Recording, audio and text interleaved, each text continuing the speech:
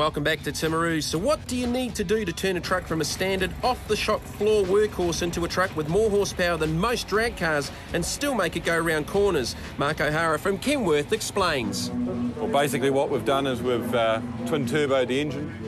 We've got running different fuel pump injection system and obviously water-cooled air-to-air aftercoolers. It's pumping out about 1,200 horsepower. And basically it's running about 92 pound turbo boost. An average car you'll probably find you're only running 12 to 15, 18 maybe at a max for a boost, so very high boost pressure and a lot of air, a lot of fuel. Basically we run a Goodyear race tyre. We've fitted a DAF front axle. It's a disc brake front end with ABS.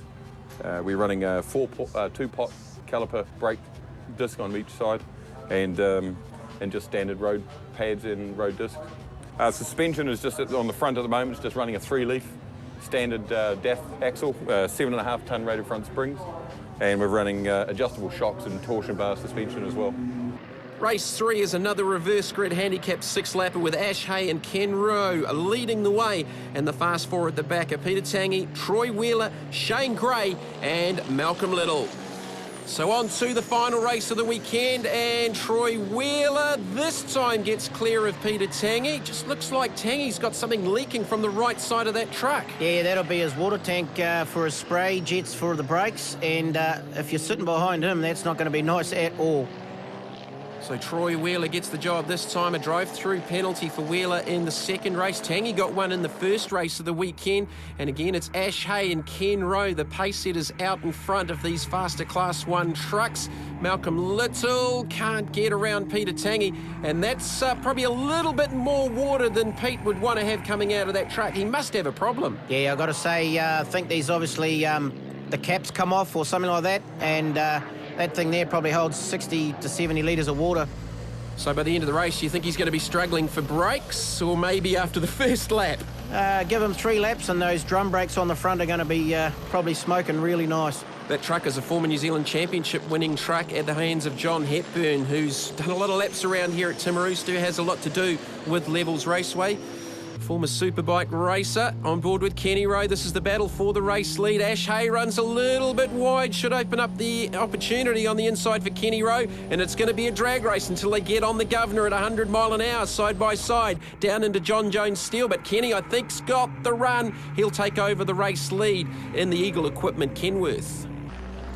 Oh, and he's left the gate open. Oh, there's a bad move there from Kenny. He's left the gate there, and Ash Hay come back through. Just ran a little bit wide off John Jones, and that's all that Ash Hay needed to get back into the front. And these two battling out front have let the faster trucks just close them down. Troy Wheeler in the third position.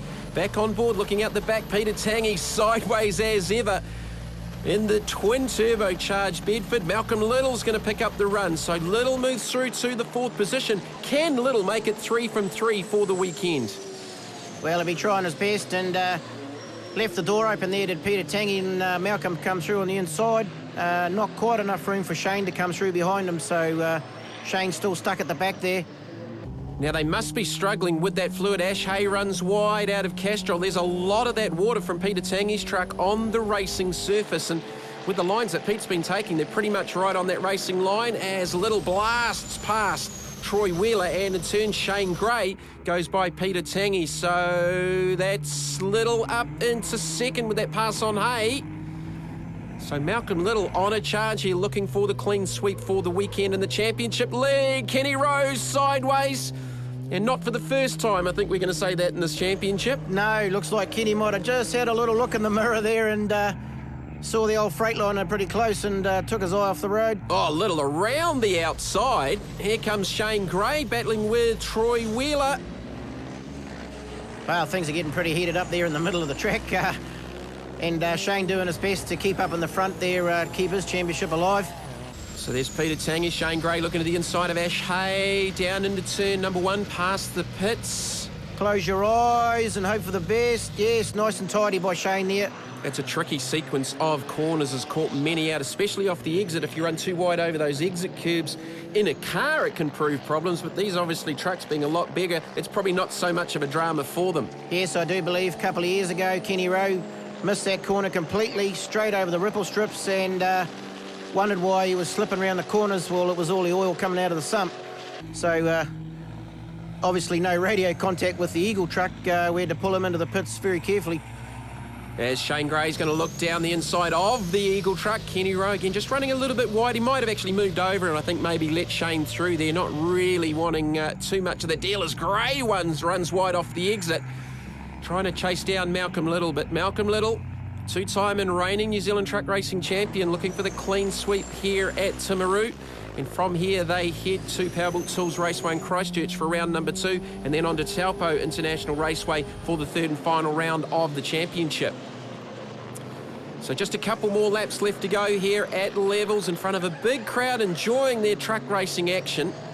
What is it about the South Island and their trucks? They love these things down here. Oh, absolutely. And, you know, we've been coming to Timaru for probably 10 or more years, and every time we come down there, everybody's open-handed. You know, they'd even give you dinner if they had some spare, you know. That keeps everyone happy, and nice bunch of people to be down with. Fantastic part of the world to go motor racing. Malcolm Little has set the fastest lap of the race, if you're wondering, a 1:21.331. Just looking at Shane Gray's lap times, a 22 flat. So he's about 7/10 off what Malcolm Little's done for his fastest lap time. Yeah, definitely close there, like 7/10. And crikey, if Shane was in front of Malcolm, I'd say that truck would be pretty wide.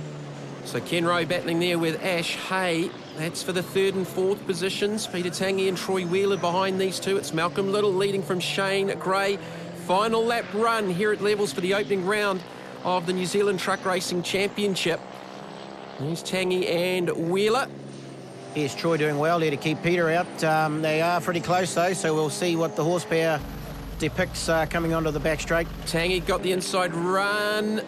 I think Troy Wheeler's got a problem. It just sounded like on the onboard he's got a problem. Yes, see a bit of white smoke out there. That could possibly be a turbo or a boost hose has come off.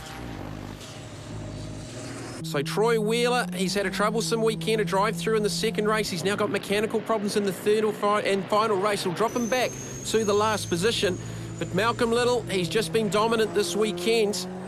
There's the battle for 3rd and 4th. Ash Hay at his spectacular best, but it will be Malcolm Little, the clean sweep for the weekend at Levels from Shane Gray, who has to settle for 2nd. Kenny Rowe in 3rd from Ash Hay, Peter Tangi and Troy Wheeler salvaging 6th with mechanical problems.